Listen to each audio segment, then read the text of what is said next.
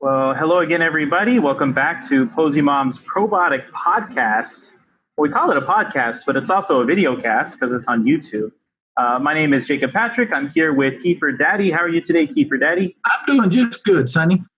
Kiefer Sonny. All right, so we have a great question today related to kombucha tea.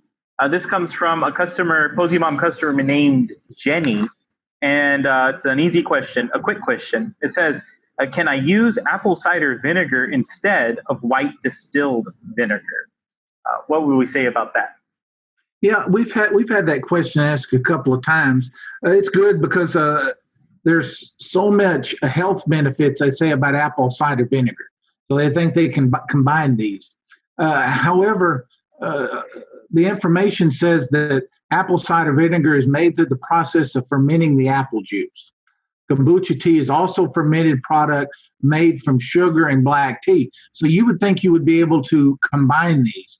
But here's where the problem lies. You see, the acid in apple cider vinegar is not the same as that in distilled vinegar, white vinegar, obviously. So it says that these acids, which are at lactic acid and gluconic acid, are good for lowering the digestive tract. However, they may not be healthy enough to protect the kombucha as it ferments and as it rehydrates. It gets in there because you put the SCOBY in and you put it in, and obviously it pulls SCOBYs to the top. So we recommend the white distilled vinegar, and again, like we mentioned on our last podcast, you get a lot of different views on this. Some say never, ever, ever use vinegar in your kombucha at all. What we recommend is, of course, starter tea. We're just saying from the very first. We're only saying at the first. If you want to make a bigger, larger jar, or you want to make sure the pH factor is up there where it needs to be, around 3 is about right, then you may want to add a little white distilled vinegar. But once you get it up on your brew, you just use some of your tea and you don't use the vinegar again. Now, I have used apple cider vinegar. It's done just fine. It's like anything. You might be able to do it one day at one time and then not do it again.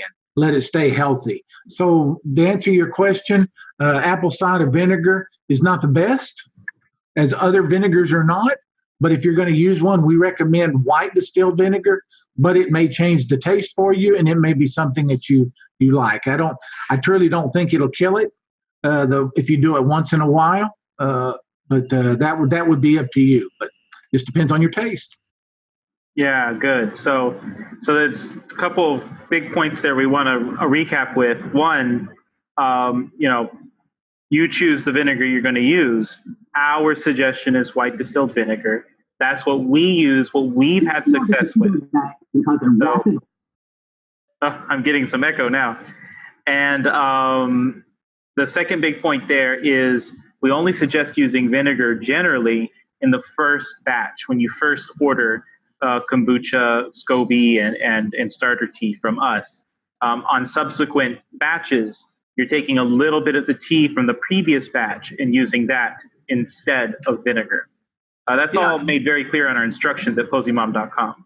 And what you can do too, Jacob, is you can go to the store, just get you simple litmus paper that tells you the pH factor, and with every batch, dip it in and see what your pH level is.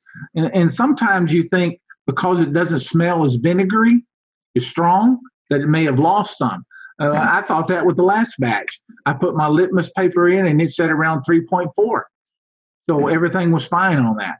So just because you don't smell it, or you do smell it very strong, that doesn't necessarily mean the fact that the pH is off. So that's something to keep in mind. So we're saying about 3 to 3.5 is the happy region where kombucha likes to grow. Right.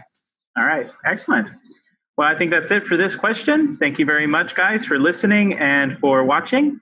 Feel free to subscribe, leave a like if you like this video, or continue listening if you're just listening on the podcast. And we'll get you back tomorrow with another interesting question from one of our customers.